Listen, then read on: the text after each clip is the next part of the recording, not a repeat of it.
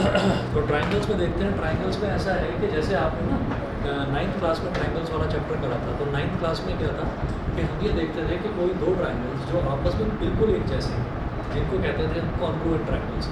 Congruent triangles का मतलब ये है कि उनके जैसे ट्राइंगल्स होते हैं, तो कोई भी एक ट्राइंगल है तो ट्राइंगल में क्या होगा, 3 एंगल होंगे और 3 साइड्स होंगे। तो कोई दो ऐसे ट्राइंगल्स जिनके तीनों जो एंगल्स हैं वो इक्वल हैं आपस में, और तीनों जो साइड्स हैं वो आपस में इक्वल हैं। तो अगर तीनों एंगल्स भी आपस में इक्वल, तीनों साइड्स भी आपस में इक्वल, तो हम ये कह देंगे कि वो दोनों ट्राइंगल जो हैं वो कॉन्ग्रुएंट ट्राइंगल्स हैं। जब सिमिलर ट्राइंगल की बात करते हैं तो सिमिलर ट्राइंगल का मतलब क्या है कि दोनों ट्राइंगल जो है वो बिल्कुल सेम नहीं है, लेकिन उनका अगर रेशो देखा जाए तो वो रेशो जो है वो सेम, तो उनको सिमिलर बोलते हैं। जैसे आगरा गए ताजमहल देखने, तो ताजमहल दिखाई देगा इतना बड़ा, लेकिन जब वहाँ से बाहर निकलेंगे तो बाहर दुकानों में छोटे छोटे मॉडल्स मिलते हैं ताजमहल के, ठीक है। तो वो जो छोटे छोटे मॉडल्स हैं वो किस तरीके से, जैसे उसका एक पिलर है, तो एक पिलर मान लीजिए 10 मीटर ऊंचा है ना, या 20 मीटर ऊंचा है, तो उसका रेशो डिसाइड कर लेते हैं जो भी बनाता है ना उसको, जिस भी फैक्ट्री में बनते हैं। तो अगर मान लीजिए 10 मीटर ऊंचा है उसका एक पिलर, तो वो क्या करेंगे, वो 10 मीटर को 10 सेंटीमीटर कर देंगे, ठीक है, या 10 मिलीमीटर कर देंगे। फिर उसका एक पिलर जो है वो 10 मिलीमीटर का बना दिया। इसी तरीके से अगर मान लीजिए कि उसकी जो विड्थ है वो मान लीजिए 20 है, तो उसको भी क्या करेंगे, 20 मीटर है मान लीजिए उसकी जो विड्थ है, तो उस 20 मीटर को भी घटाकर 20 मिलीमीटर कर देंगे। तो वो सेम रेशो में छोटा छोटा छोटा छोटा करते चले जाते हैं उसको। तो वो जो इतना बड़ा मॉडल है वो इतना बड़ा मॉडल जो है घटकर छोटा सा मॉडल बन जाता है। ऐसे ही कोई अगर गाड़ी है, तो गाड़ी अगर जैसे टोयोटा फॉर्च्यूनर, ठीक है, बड़ी फेमस गाड़ी है, बहुत बड़ी एसयूवी है, तो वो जो गाड़ी है वो गाड़ी आपको सड़कों पर दिखाई देती है, ठीक। अगर आप किसी खिलौने की दुकान पर चले जाएंगे तो छोटा बच्चा वो जाकर सबसे पहले फॉर्च्यूनर पर ही हाथ रखेगा, क्योंकि बड़ी फेमस गाड़ी है, सबको वही पसंद आती है। तो क्या है कि वो देखने में इतनी बड़ी गाड़ी, लेकिन बिल्कुल उसी का छोटा सा मॉडल बना देते हैं। वो उसका जो लाइट है, उसकी जो साइड के दरवाजे हैं, वो बिल्कुल सेम वैसे ही लगते हैं। तो ऐसी जो फिगर्स होती हैं ना, जिनमें साइज़ का अंतर होता है, बस कि एक्चुअल में तो साइज़ बहुत बड़ा है और जो उसका मॉडल है उसमें साइज़ छोटा है, ऐसी फिगर्स को बोल देते हैं सिमिलर फिगर्स। Similar figures. तो हम जो यहाँ पर टॉपिक कर रहे हैं ट्राइंगल्स में, ट्राइंगल्स में हम करेंगे similar triangles.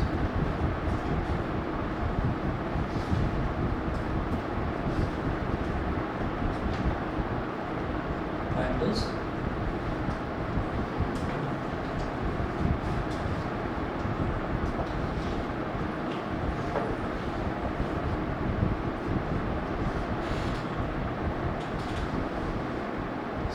triangles.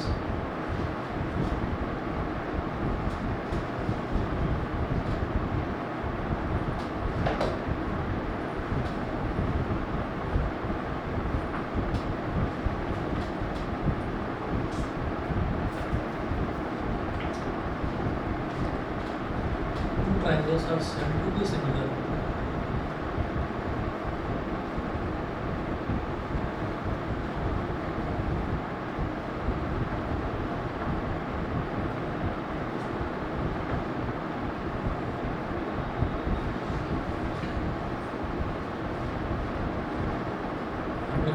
Triangles, either triangle ABC and triangle DEF. They are said to be similar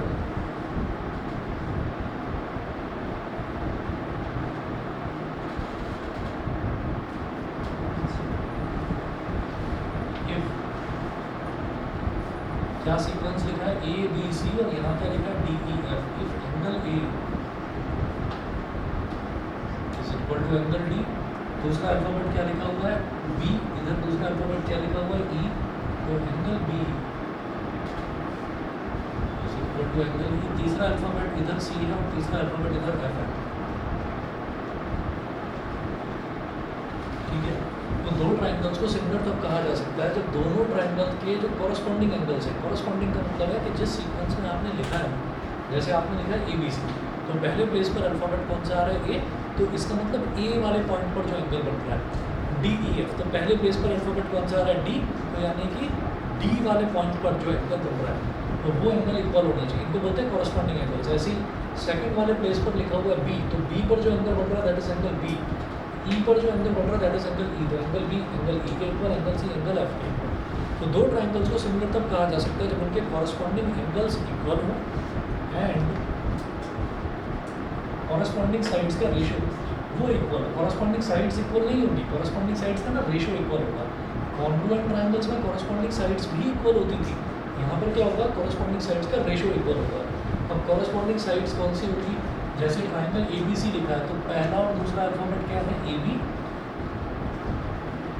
और इसका पहला और दूसरा अल्फाबेट क्या है, DE, AB upon DE।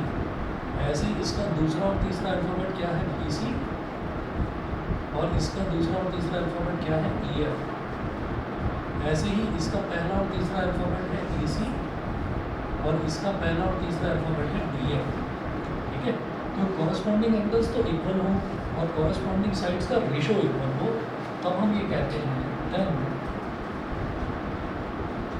Triangle ABC is similar to triangle DEF। आपको याद होगा कॉन्ग्रुएंस जो होता था ना, ये एक ट्राइंगल दूसरे ट्राइंगल के कॉन्ग्रुएंट है, उसका सिंबल ये होता था कि बीच में इक्वालिटी साइन लगाकर ऐसे बना देते थे, और जो सिमिलैरिटी है, सिमिलैरिटी को ये केवल ये बनाएंगे, बस ये इक्वालिटी साइन नहीं बनाएंगे। तो triangle ABC is similar to triangle DEF।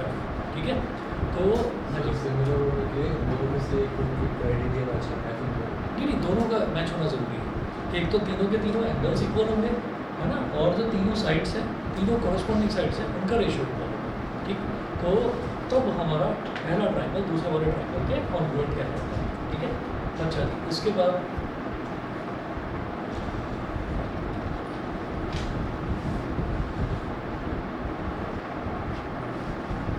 बाद आप हेडिंग डालेंगे बेसिक प्रोपोर्शनैलिटी थ्योरम।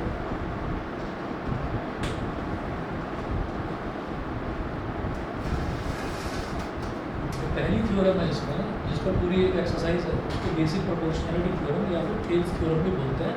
और इस थ्योरम का ना डायरेक्टली इस थ्योरम का प्रूफ भी आता है, इस थ्योरम को ही प्रूव करके दिखाएंगे। यहाँ पर हम ये कहेंगे बेसिक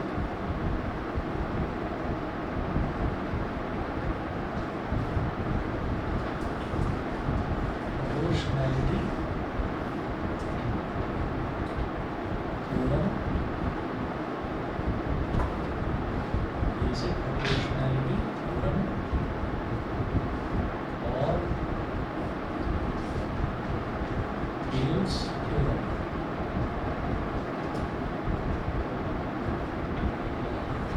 बेसिक प्रोपोर्शनैलिटी थ्योरम और Thales theorem.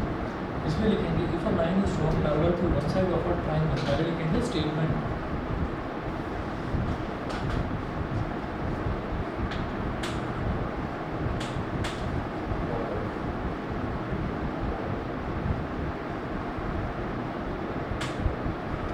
If a line is drawn parallel to one side of a triangle, a line is drawn parallel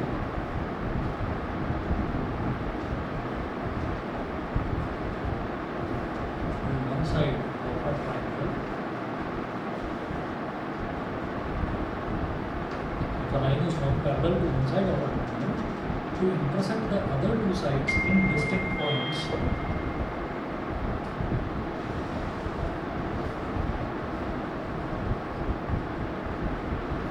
intersect the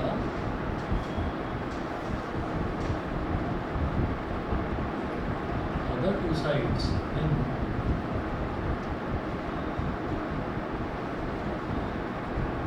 distinct points, the other two sides are divided in the same ratio. The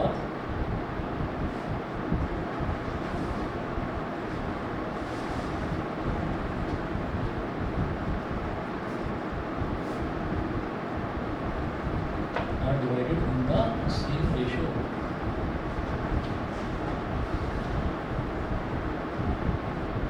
Other two sides are divided in the same ratio.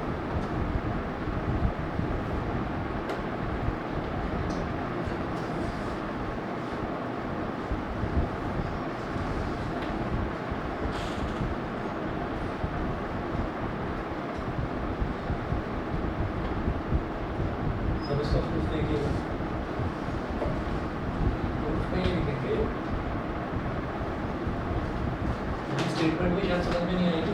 दिखाता हूँ, diagram बनाऊंगा तब समझ में आएगा।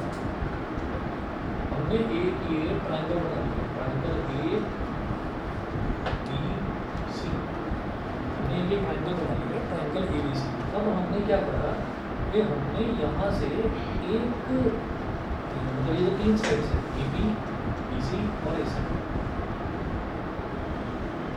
इनमें एक line draw करी बी सी के पैरेलल, मतलब किसी एक साइड के पैरेलल एक लाइन ड्रॉ करी, और इस पॉइंट को बोल दिया डी। ठीक है, तो हम क्या करना चाहते हैं कि हमारे पास जैसे एक ट्रायंगल है, उस ट्रायंगल में कोई एक लाइन हमने ड्रॉ करी है जो किसी एक लाइन के पैरेलल है, तो हमने एक नई लाइन ड्रॉ कर दी डी जो कि बी सी के पैरेलल है। तो ये जो डी है ना, ये जो बाकी की दोनों साइड्स हैं, हमने डी को बी सी के पैरेलल ड्रॉ करा है, तो ये जो डी है ये बाकी की दोनों साइड से मतलब ए बी और ए सी, इनको सेम रेशो में डिवाइड करेगा। सेम रेशो में डिवाइड करने का मतलब क्या है कि A D upon D B, ये जो रेशो होगा ये A B upon B C ratio के इक्वल होगा। यहाँ लिखेंगे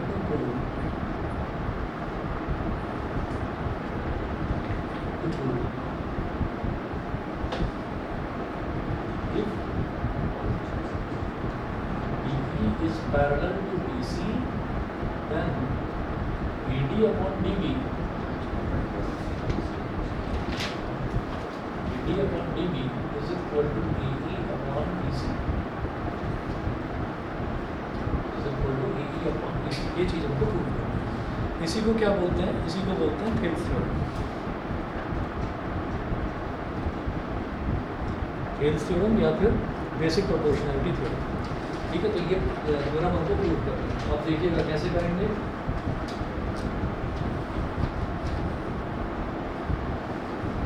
यहाँ लिखेंगे construction,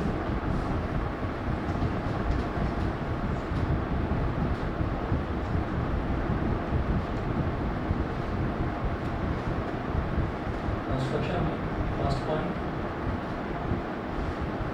draw a perpendicular from D on AE,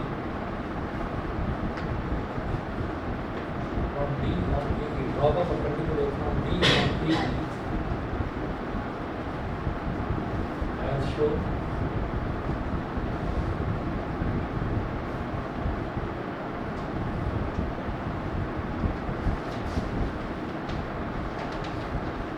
इसको F बोल दिया मैंने।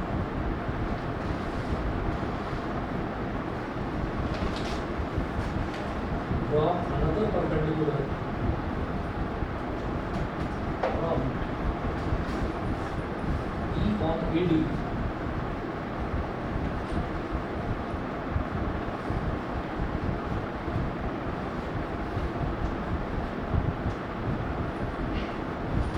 as shown.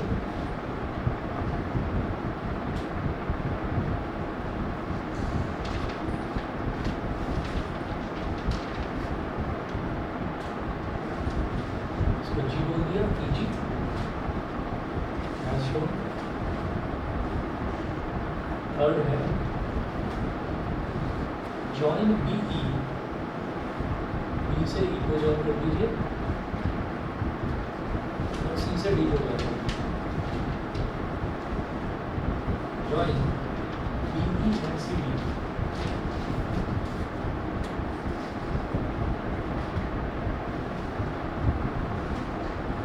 Join BE and CD। ठीक, ये काम करना है। अब इसके बाद देखिएगा क्या करेंगे। अब ना हम एक एक करके एरिया निकालेंगे। एरिया सबसे पहले क्या करेंगे, ये जो ऊपर वाला ट्रायंगल दे रखा है, ट्रायंगल ADE, पहले इसका एरिया निकालेंगे। यहाँ लिखेंगे एरिया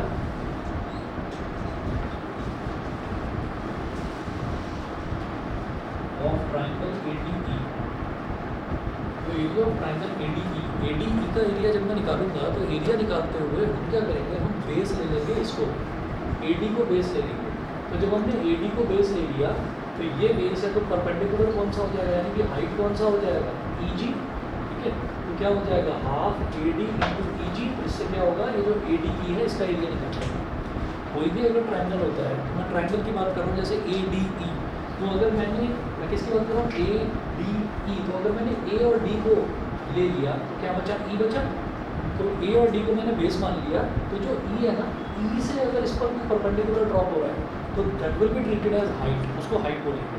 मैंने ए डी को क्या मान लिया, बेस।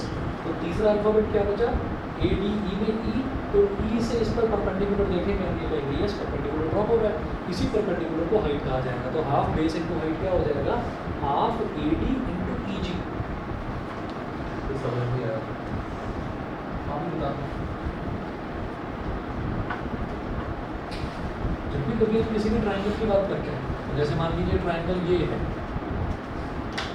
मान लो ट्राइंगल पी क्यू आर है, अब मुझे इसका एरिया निकालना है। तो एरिया निकालते हुए मैं ये देखूंगा कि मुझे बेस किसको देना है। तो आप कहेंगे नहीं मैंने तो क्यू आर को ले लिया बेस। तो अगर क्यू आर बेस है ना, तो फॉर्मूला क्या होता है, हाफ बेस इंटू हाइट। तो अगर आपने बेस की जगह क्यू आर ले लिया तो क्यू आर, तो तीसरा पॉइंट, तीसरा वर्टेक्स क्या बचता है इसमें, बी। तो ई से यहाँ पर एक परपेंडिकुलर ड्रॉप करना पड़ेगा। तो ये जो परपेंडिकुलर है ना, अगर ये एस हो गया, ये पी एस हो गया, तो ये परपेंडिकुलर है, इसी को हम हाइट की तरह ट्रीट करेंगे। तो half Q R into P S, ये आपका एरिया निकल जाएगा। तो जब मैं ट्राइंगल ए डी ई का एरिया दे रहा हूँ, ए डी ई ऊपर वाला जो ट्राइंगल है, तो अगर मैंने ए डी को बेस ले लिया तो मैं हाइट किसको दूंगा, ई जी को। समझ गए, half A D into E जी। इसी तरह से ए डी ई का एक तरह से और निकाला जा सकता है एरिया, कि अगर मैंने ए ई को बेस ले लिया तो फिर हाइट क्या हो जाएगी, डी एफ हो जाएगी। समझ रहे हैं, तो हमने अभी फिलहाल क्या करा, हमने ए डी को बेस ले लिया, तो half A D into E ji.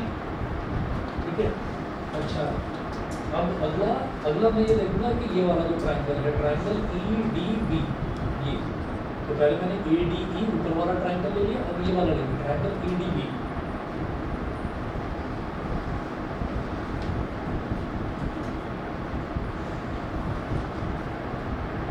Area of triangle E D B, तो इसमें हम डी बी को बेस ले रहे हैं, डी बी को, डी बी। तो भाई जब मैं ई डी बी की बात कर रहा हूँ तो मैंने डी बी को बेस ले लिया, तो ई से क्या डी बी पर परपेंडिकुलर ड्रॉप हो रहा है, नहीं हो रहा है। लेकिन हाँ डी बी प्रोड्यूस्ड पर ड्रॉप हो रहा है, वो क्या है, ई जी है, तो उसको लिख देंगे half D B into E जी। अब सुनिएगा, कई ट्राइंगल ऐसे होते हैं जहाँ पर तीसरे वाले वर्टेक्स से परपेंडिकुलर ड्रॉप नहीं हो सकता। जैसे एक ट्राइंगल ये हो गया, हमने माना कि ये वाला ट्राइंगल है ए बी सी, हमने कहा कि भाई बी सी को मैंने बेस ले लिया, तो half base, half base, base क्या हो गया, बी सी। तो फिर ए से परपेंडिकुलर ड्रॉप करो, तो ए से जब परपेंडिकुलर ड्रॉप करेंगे तो बेटा बी सी पर नहीं होगा, वो किस पर होगा, वो बी सी प्रोड्यूस्ड पर होगा। तो बेसिकली यहाँ से परपेंडिकुलर डिस्टेंस निकालना होता है, जो इसके इस पॉइंट और इस वाली साइड के बीच में होता है। तो वो अगर इस पर नहीं ड्रॉप हो रहा है तो इसके प्रोड्यूस्ड सेगमेंट पर हो जाएगा, तो उसको हाइट बोल दिया जाता है। तो इसका मतलब ये वाली हाइट हो जाएगी। आप ये देखिए, ये जो ई डी बी है, तो अगर मैं ई से डी बी पर परपेंडिकुलर ड्रॉप करूँगा तो हो ही नहीं सकता परपेंडिकुलर ड्रॉप उस पर, समझ रहे हैं, उस पर परपेंडिकुलर ड्रॉप नहीं हो सकता। तो डी बी प्रोड्यूस्ड पर हो रहा है परपेंडिकुलर ड्रॉप, तो इसको हमने बोल दिया ई जी ही हाइट है और डी बी जो है वो बेस है। तो हमारे पास ई डी बी का एरिया निकल जाएगा। अच्छा, अगर मैं बेस इसको ले लूँ, बड़े को बी जी को बेस ले लूँ, हाइट ये है ई जी, तो क्या हो जाएगा, तो ट्राइंगल ई जी बी का एरिया निकल जाएगा। तो it all depends on the base, कि आप बेस किसको ले रहे हैं। ठीक है, आपने बेस डी बी ले लिया तो ई डी बी का एरिया आ गया इतने का। अगर आपने बी जी को बेस ले लिया तो ई जी बी का एरिया आ गया। और सुनो, अगर आपने कहा कि ई ए बी, इतना बड़ा ट्राइंगल ले लिया, ये पूरा इधर वाला ई ए बी, तो आप ये कहेंगे अगर आपने पूरा ए बी को बेस ले लिया तो हाइट तो यही रहेगी ई जी, तो वो पूरा ई ए बी का एरिया निकल जाएगा। तो जितना आप बेस ले रहे हैं ना, एरिया उसके हिसाब से निकलता है। मेरी बात क्लियर सभी को? ठीक है, हाँ जी, ऑनलाइन वाले दोनों बच्चे बताएं, क्लियर है?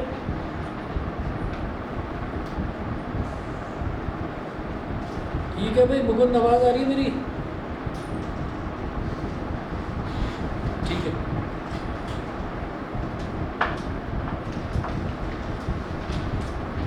अच्छा,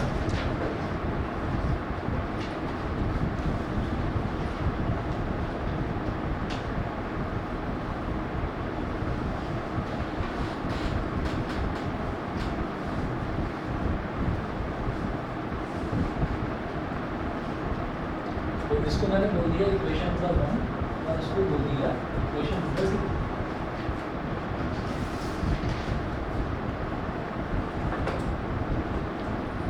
तो डिवाइड इक्वेशन 1/2।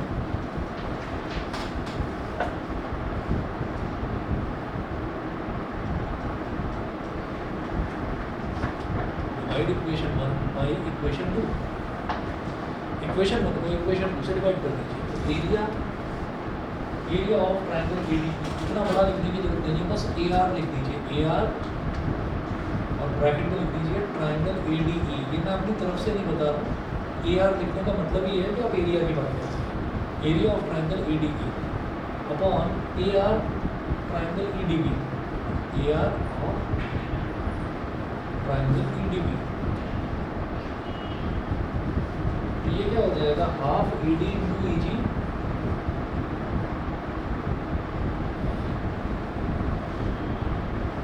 और half D B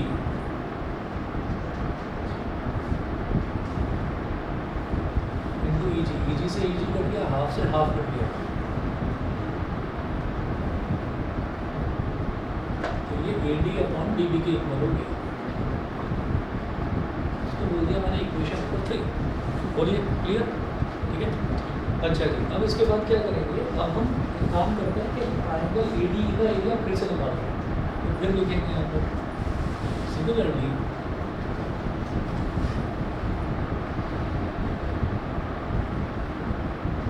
area of triangle ADE. अब इस बार एरिया अलग तरह से निकालेंगे। अलग तरह से कैसे? कि इस बार हम क्या करेंगे, जब हम ए डी ई का एरिया निकाल रहे हैं तो इस बार बेस ले लेंगे ए ई को। तो जब ए ई को बेस ले लिया तो हाइट कितना हो जाएगा? D F. तो half A E into D F, half into A E into D F. Area of triangle A D E ऐसे भी निकल सकता है। बताइए जी, क्लियर है? इस बार मैंने बेस चेंज कर दिया ना, तो जब बेस चेंज कर दिया तो हाइट दूसरी हो जाएगी, half A E into D F. उसके बाद हम करेंगे, हमने जैसे ई डी बी का एरिया निकाला था ऐसे निकालेंगे इसका डी ई सी का एरिया, मतलब इधर वाला टाइम डी ई सी। तो लिखेंगे area of triangle D E सी।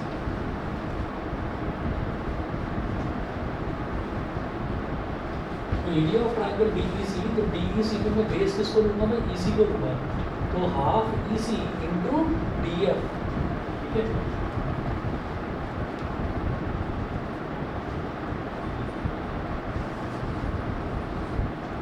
इसको बोल दिया इक्वेशन नंबर 4, इक्वेशन नंबर 5। और यहाँ लिखेंगे divide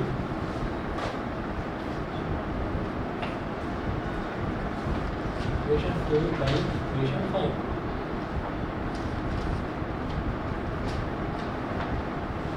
area of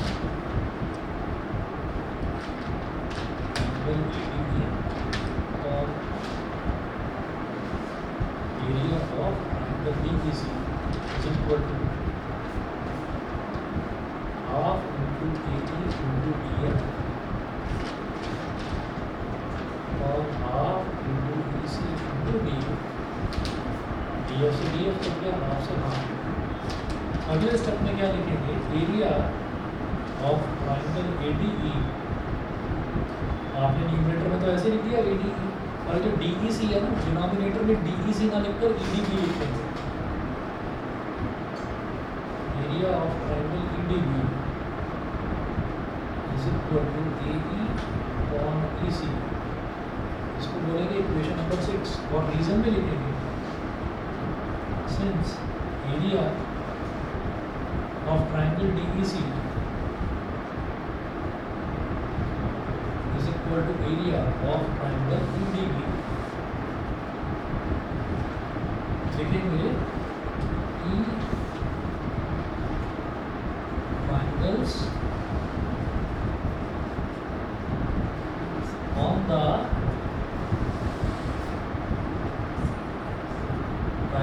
on the same base DE and between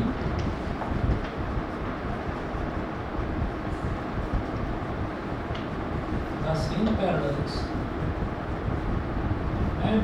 same parallels DE and BC.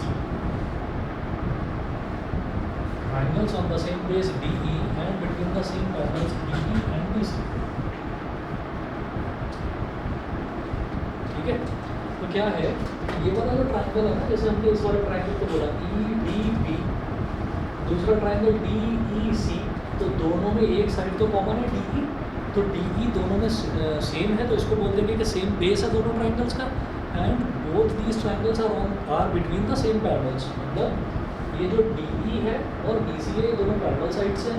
तो ट्राइंगल EDB की अगर बात करें या DEC की बात करें, तो दोनों DE पर हैं, यानी कि on the same base DE and between the same parallels DE and BC, और DE और BC के बीच में रहता है।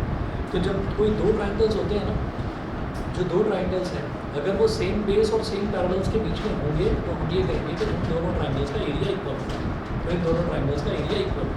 ठीक है, तो इसलिए हमने क्या करा कि ट्राइंगल DEC की जगह ट्राइंगल EDB लिख दिया। और इससे फ़ायदा क्या होगा, इससे फ़ायदा ये होगा कि इक्वेशन 3 का लेफ्ट हैंड साइड देखिए, area of triangle ADE upon area of triangle EDB, और इक्वेशन 6 का लेफ्ट हैंड साइड देखिए, area of triangle ADE upon area of triangle EDB।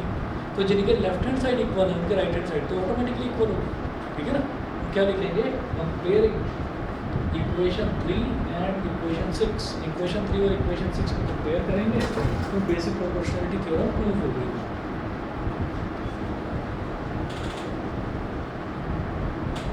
बताइए कि सभी को क्लियर है? ऑनलाइन बताओगे समीक्षा, मुकुंद क्लियर है?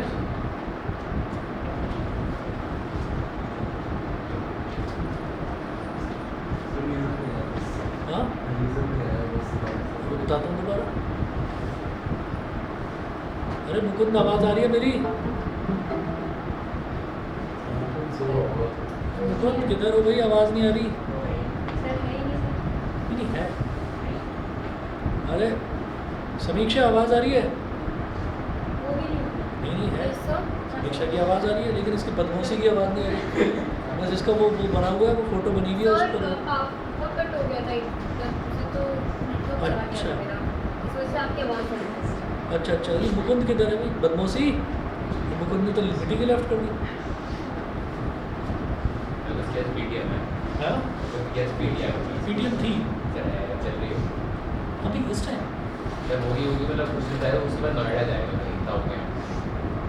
ताऊ के हैं? अरे भाई ताऊ जी बोलो ना, ताऊ तो थोड़ा सुनकर बड़ा अजीब लगता है। मुकुंद, आवाज़ आ रही है? Yes sir. अरे अब तक आवाज़ नहीं आ रही तुम्हारी, हो कहाँ तुम? हो कहाँ? मैं कह रहा हूँ हो कहाँ आज तुम? KW? सर नानी की बराबर। अच्छा, चलो ठीक है। आज PTM थी ना, यस सर। तो सब ठीक रहा? सर ठीक तो सब कुछ ही रहा। चलो ठीक है। तो कोई बदमाशी वगैरह तो नहीं हुई PTM में? नहीं सर। चलो ठीक है। चलिए जी, तो comparing equation 3 and 6।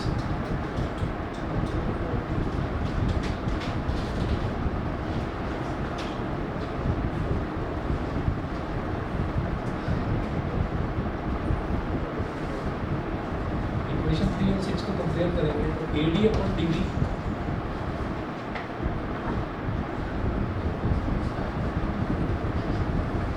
Is equal to AD upon EC, और ये हमारा प्रूफ हो गया बेसिक प्रोपोर्शनलिटी थ्योरम। जब भी कभी कोई दो ट्राइंगल होते हैं, तनिष्क देखो, जब भी कभी कोई दो ट्राइंगल होते हैं, जैसे ये ट्राइंगल तो ये है ED और B, एक तो ये ट्राइंगल है, और एक है DEC, एक ये वाला ट्राइंगल है, एक तो ये इधर वाला और एक इधर वाला। ये दोनों ट्राइंगल DE पर बन रहे हैं और इनकी कॉमन साइड है DE, तो they are on the same base, दोनों का बेस सेम है DE, and between the same parallels, और DE और BC दोनों पैरेलल लाइंस हैं, इन पैरेलल लाइंस के बीच में। तो अगर कोई दो ट्राइंगल्स सेम बेस पर बने और सेम पैरेलल लाइंस के बीच में बने, तो उनका एरिया इक्वल बोला जाता है। फॉर एग्जांपल, आप एक और बना लो ऐसी, आप ये कहें कि हमारे पास एक पैरेलल लाइन ये है, एक पैरेलल लाइन ये है, अब हमने एक पॉइंट ये ले लिया, हमने उसने बोला कि ये ए बी सी है ट्राइंगल, एक पॉइंट ये ले लो, इसको बोल दो डी, तो डी को भी बी से ज्वाइन करिए और डी को सी से भी ज्वाइन करिए। तो ये जो ट्राइंगल बना है ना ए बी सी, और ये जो दूसरा ट्राइंगल बना है डी बी सी, इन दोनों का एरिया सेम हो जाएगा। ठीक है, क्यों? Because they are on the same base B C, ठीक है, and between the same parallels A D and B C. वही काम यहाँ पर है कि ये जो ई डी बी ट्राइंगल है ये ई डी पर है, ऐसे ही डी ई सी ट्राइंगल है ये भी ई डी पर है। तो यानी कि सेम बेस हो गया दोनों का डी ई, और डी ई और बी सी दोनों पैरेलल लाइंस हैं, पैरेलल लाइंस के बीच में लाई कर रहे हैं दोनों ट्राइंगल्स। तो जब both triangles are on the same base and between the same parallels, तो देयर एरियाज आर इक्वल। ठीक है, तो इस तरह से हमने ये प्रूव करा कि बेसिक प्रोपोर्शन, अच्छा इसका जो थ्योरम है बेसिक प्रोपोर्शनलिटी थ्योरम, बीपीटी भी बोल देते हैं शॉर्ट में इसको, ठीक है, और थेल्स थ्योरम भी बोल देते हैं। थेल्स वो मैथमेटिशियन था जिसने ये थ्योरम प्रूव करी। तो अब आप ये देखिएगा कि इस थ्योरम का ना एप्लीकेशन आता है, क्वेश्चंस आते हैं, तो इस थ्योरम के बेस पर हम जो क्वेश्चंस हैं वो करते हैं। दूसरा, इस थ्योरम का डायरेक्ट प्रूफ भी पूछा जाता है।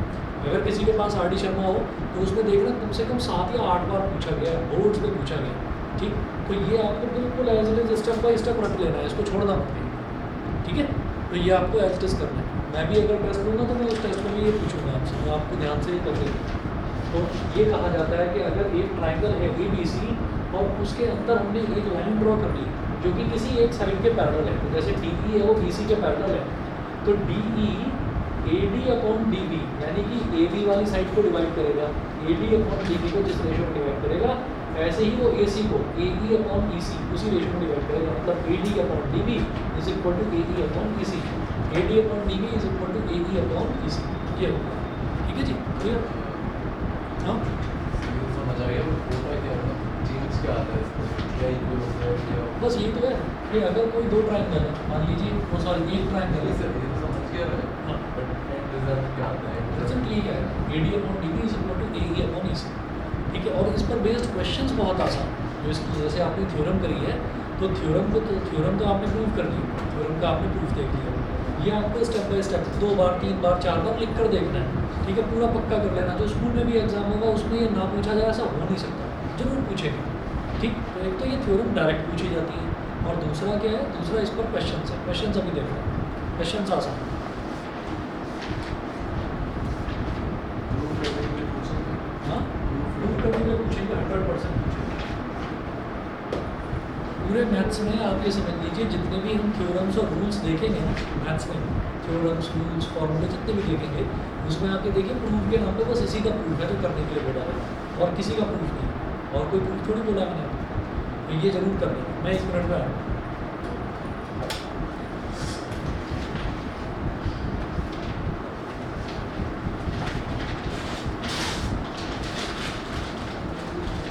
क्या हो गया? लिख क्या था मैम?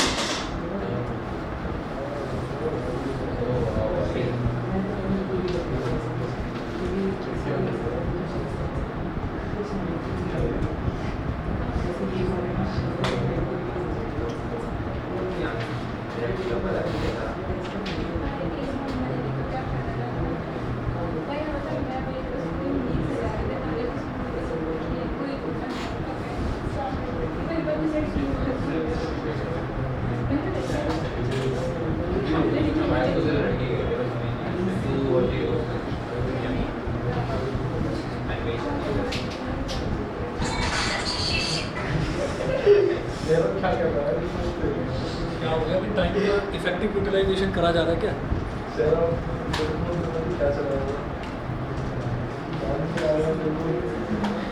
आज तो मुकुंद भी नहीं है।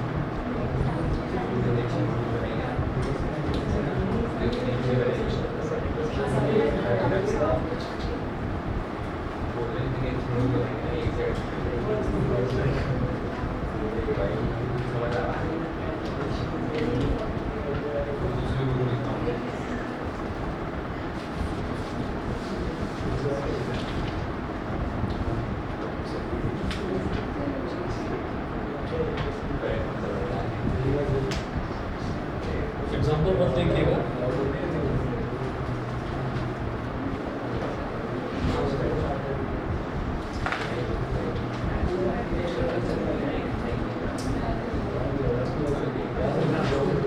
एग्जाम्पल वन देखिएगा। If 90% sides AB and AC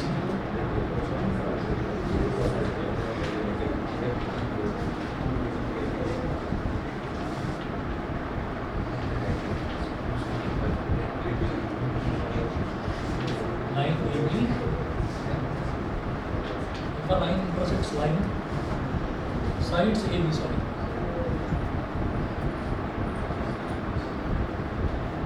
sides AB and AC of a triangle ABC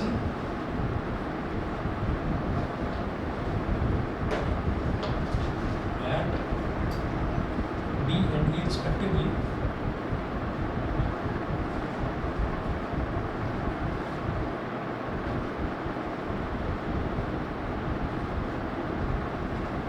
at B and E respectively, and is parallel to BC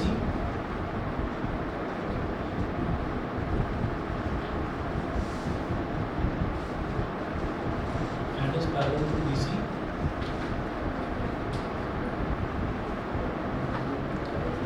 prove that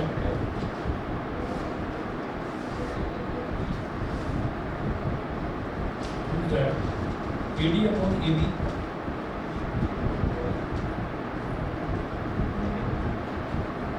is equal to AE upon AC is equal to AE upon AC.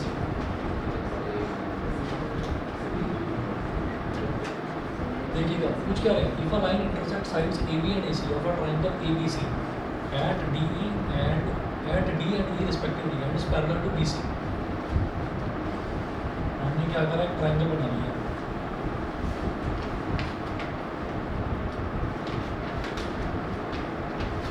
The line intersects side AB and AC of a triangle ABC, triangle हो गया ABC,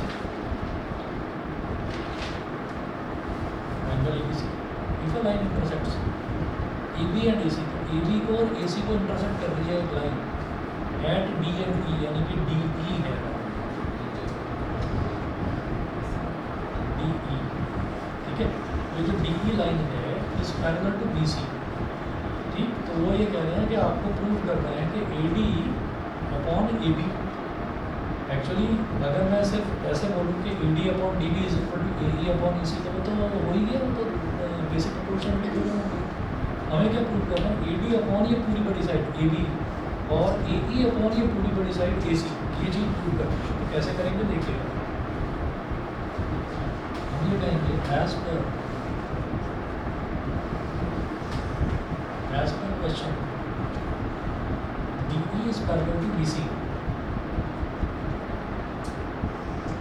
as per question DE is parallel to BC, तो DE जो you have to B C के parallel है, ठीक। अच्छा, अब हम ये लिखेंगे भाई बेसिक पूरा लिखने की जगह PPT लिखते हैं। हाँ PPT लिख सकते हैं। मैं तो पहला इक्वेशन करवा रहा हूँ इसलिए पूरा लिख रहा हूँ, बाई बेसिक प्रोपोर्शनैलिटी थ्योरम, या फिर आप बाई BPT लिख सकते हैं, AD upon DB is equal to AE upon EC, AE upon EC। अब आप ये देखिएगा कि मुझे ना जो प्रूव करना है प्रूव जो करना है उसको मुझे क्या चाहिए, एक तो ये छोटी साइड चाहिए AD, और एक ये पूरी बड़ी साइड चाहिए AB, ठीक है।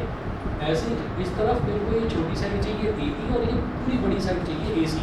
तो हमें बड़ी वाली जो साइड है, बड़ी वाली साइड तो बड़ी आसानी से मिल जाएगी। आप ये देखिए न्यूमरेटर और डिनोमिनेटर को ऐड कर दो, आप अगर AD और DB AD प्लस DB करेंगे तो पूरी बड़ी साइड आ जाएगी AB।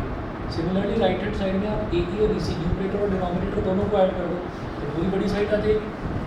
अब क्या है कि न्यूमरेटर और डिनोमिनेटर को ऐड तो कर देंगे, वो ऐड करने का एक तरीका होता है कि दोनों तरफ 1 ऐड कर दीजिए, तो LCM ले लेंगे, वो न्यूमरेटर डिनोमिनेटर ऐड अप हो जाएंगे, ठीक है। कैसे हो गया अभी बताऊँगा आपको, लेकिन मुझे ये देखना होता है कि पूरी बड़ी साइड जो है, जैसे इस तरफ पूरी बड़ी साइड क्या AB, उसके अलावा मुझे क्या चाहिए, उसके अलावा मुझे AD चाहिए या DB चाहिए, उसके अलावा मुझे AD चाहिए। देखिए ये पूरी बड़ी साइड है AB, इसके अलावा मुझे AD चाहिए, तो पूरी बड़ी साइड के अलावा आपको जो चाहिए होता है उसको डिनोमिनेटर में लाना होता है। तो वो मेरे पास अवेलेबल है, AD पहले से ही अवेलेबल है, तो आप इसको डिनोमिनेटर में लाएंगे। यहाँ लिखेंगे टेकिंग रेसिप्रोकल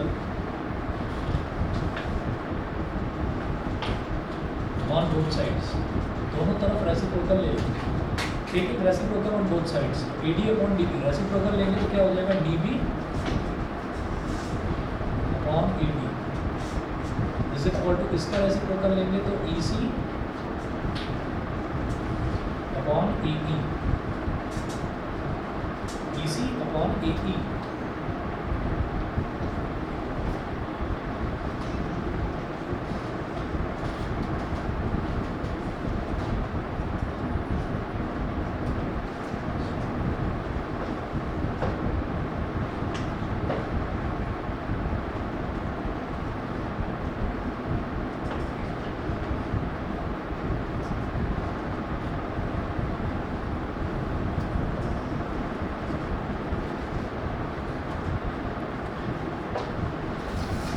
दोनों तरफ रेसिप्रोकल ले लिए। अब क्या करें, अब लिखें कि एडिंग 1 ऑन बोथ साइड्स, अब दोनों तरफ हमें 1 ऐड कर देना है। यहाँ लिखेंगे एडिंग 1 ऑन बोथ साइड्स,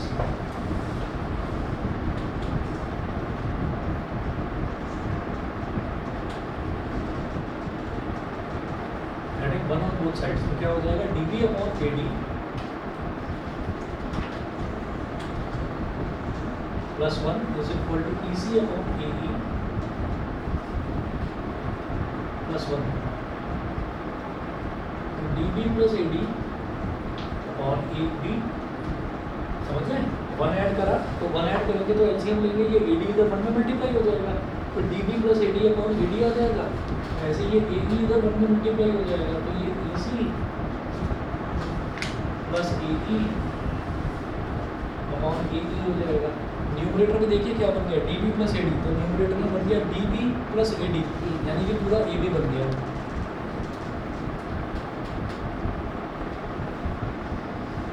ऐसे इधर EC प्लस AE, तो EC प्लस AE न्यूमरेटर में पूरा बन जाएगा AC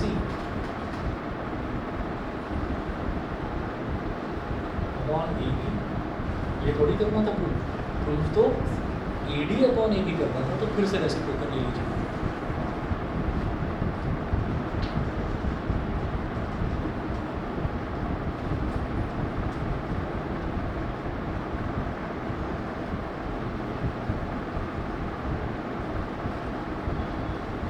Reciprocal on both sides, AD upon AB is equal to AE upon AC।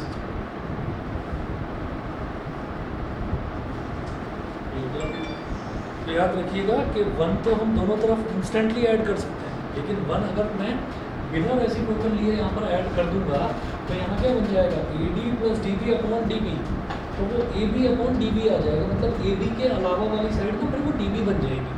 ठीक है, ऐसे यहाँ पर भी अगर ए E upon E C plus 1 यहाँ करके दिखा रहा हूँ, ए E upon E C plus 1 करेंगे तो ई सी इधर चला जाएगा, ये हो जाएगा ए ई प्लस ई सी अपॉन ई सी, ये बन जाएगा ए सी अपॉन ई सी। और ये नहीं चाहिए मेरे को, तो मेरे को तो ए सी के अलावा ए ई की ज़रूरत है। बताइए जी, मेरी बात क्लियर सभी को? ठीक है, तो जब भी कभी मेरे को पूरी बड़ी वाली साइड चाहिए होती है और उसके अलावा वाला जो छोटा टुकड़ा चाहिए, तो आप ये देखिए मेरे को ए बी चाहिए और ए बी के अलावा जो छोटा टुकड़ा है वो ए डी चाहिए। ठीक है, तो उसको जो छोटा वाला टुकड़ा है उसको मुझे डिनोमिनेटर में लाना ज़रूरी होता है, तो पहले मैं ए डी को डिनोमिनेटर में लाया। छोटा टुकड़ा क्या चाहिए था, ए ई चाहिए था, तो पहले मैं ए ई को डिनोमिनेटर में लाया, फिर दोनों तरफ आप 1 ऐड कर दीजिए। जब आप दोनों तरफ 1 ऐड कर देंगे तो ऑटोमेटिकली न्यूमरेटर और डिनोमिनेटर ऐड होगा और वो ऐड होकर न्यूमरेटर में आ जाएगा, D B plus A D और ए ऐसे। ठीक है, आज के लिए इतना ही करिए, बाकी फिर नेक्स्ट क्लास में देखते हैं।